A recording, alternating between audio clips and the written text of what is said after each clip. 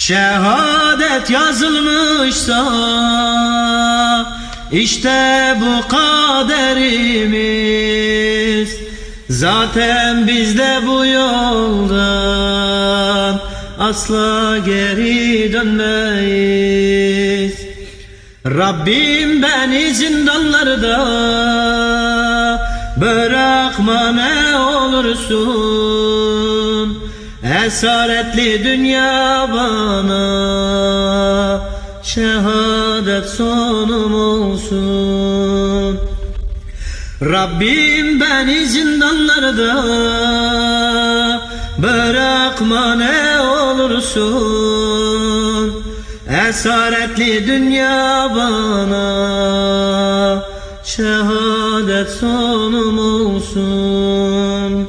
Mis kokuyordu bedeni, tebessüm yüzlerinde, görmüşlerdi cennetleri.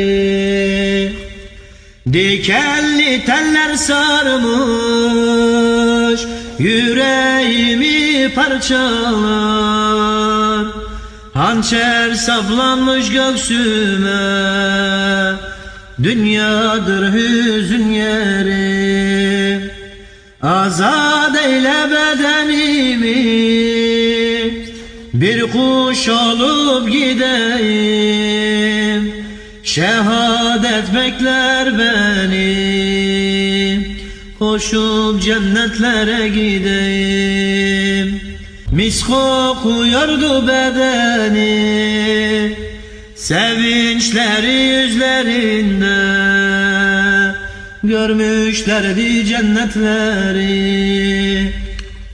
Rabbim beni zindanlarda bırakma ne olursun. Esaretli dünya bana şehadet sonum olsun.